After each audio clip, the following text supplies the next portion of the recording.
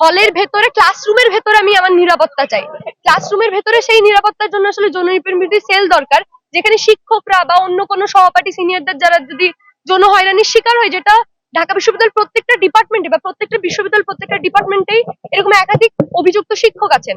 তাদের ব্যাপারে কোনো সুরাহা হয় নাই, কিন্তু নীল দলে যেসব শিক্ষকরা ছিল কয়েকজনকে মানে দেখানো কিছু উদ্যোগ নেওয়া হইলো, এগুলোর কোনো সমাধান হয় নাই। মানে এটার যে আসলে একটা পরিকল্পিত সমাধান দরকার, জনতুষ্টিমূলক না। মানে 2-4টা স্টুডেন্টকে আজকে এই মুহূর্তে খুশি করার জন্য আমি একটা তুলে দিলাম, বা তাৎক্ষণিক একটা প্রতিক্রিয়া বা জনতুষ্টিমূলক তারা কাজ করে, কিন্তু এটা যে দীর্ঘমেয়াদী সমাধান, পরিকল্পিত সমাধান, হুট করে আমার মনে হইলো যে আমি এদেরকে তুলে দিব কালকে আসবে না, ব্যাপারটা তো এইভাবে হয় না। আসলে গঠনমূলক ভাবে যে সমাধান করার কথা, বিশ্ববিদ্যালয়ের শিক্ষার্থী হিসেবে মানে দেশের সর্বোচ্চ বিদ্যাপীঠ বলা হয় ঢাকা বিশ্ববিদ্যালয়কে, এখানে যেভাবে সুষ্ঠু গঠনমূলক ভাবে সমাধানগুলো করার কথা সেটা আসলে কোনো প্রক্রিয়াতেই তারা যাচ্ছে না।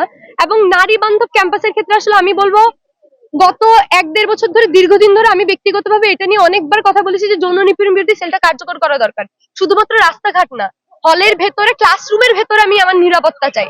ক্লাসরুমের ভেতরে সেই নিরাপত্তার জন্য আসলে যৌন নিপীড়ন বিরোধী সেল দরকার, যেখানে শিক্ষকরা বা অন্য কোনো সহপাঠী সিনিয়রদের যারা যদি যৌন হয়রানির শিকার হয়, যেটা ঢাকা বিশ্ববিদ্যালয়ের প্রত্যেকটা ডিপার্টমেন্টে বা প্রত্যেকটা বিশ্ববিদ্যালয়ের প্রত্যেকটা ডিপার্টমেন্টেই এরকম একাধিক অভিযুক্ত শিক্ষক আছেন।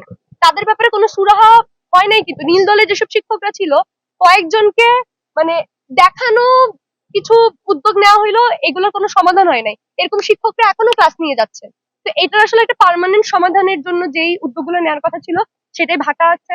পাশাপাশি আমরা তাদের ইশতেহারে যেই বিভিন্ন রকম দাবি দাওয়া দেখেছিলাম, যেমন যেই মারা আছেন, যারা ছাত্রী মা হয়েছেন, তাদের জন্য বাচ্চাদের ব্রেস্ট ফিডিং কর্নার, তারপরে কমন রুম গুলো পূর্ণাঙ্গভাবে চালু করা, বিভিন্ন রকম সুযোগ সুবিধা অ্যাড করা, তারপরে পর্যাপ্ত পরিমাণে টয়লেটের ব্যবস্থা করা, কোনো কিছুই হয় নাই। ডাকসু হওয়ার পর আমার ন্যূনতম একটা আশা ছিল যে টিএসসি এর যে ওয়াশরুম, মানে খুবই প্রয়োজনীয়, এখানে নারীদের 3টা ওয়াশরুমের মধ্যে একটা কোনো রকমের কাজ করে, সবসময় হচ্ছে সিরিয়াল ধরতে হয়। যত বড় প্রোগ্রামই হোক না কেন, একটা ওয়াশরুমের জন্য সিরিয়াল ধরতে হয়।